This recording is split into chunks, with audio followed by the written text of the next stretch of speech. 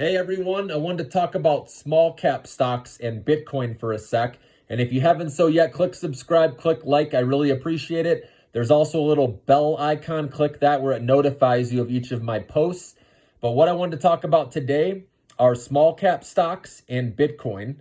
So small cap stocks, I believe we have a little window of time over the next few months where we can accumulate shares, especially with the AI stocks, because those have the expected compound annual growth rate that's the highest. So that's the sector that I want to be in.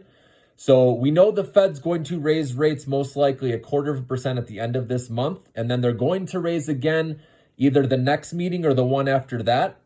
So that is keeping some investors fearful, especially with small companies that need to raise cash, that are bleeding cash.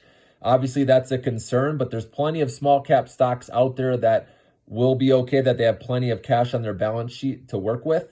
So I think investors are looking past that, and that's how the market's forward looking 6 to 9 months.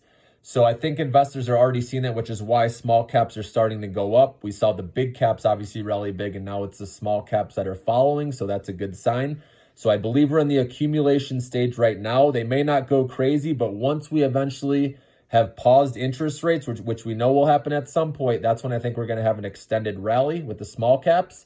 And then in regards to Bitcoin, I also believe we're in an accumulation stage there. This also may trade sideways for a while because we need to get the SEC's decision on the spot Bitcoin ETFs or approval with BlackRock and Fidelity and other companies.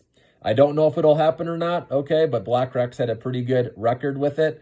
But the other thing that's taking place with Bitcoin next year is Bitcoin halving. And that is usually what sparks a big rally with crypto.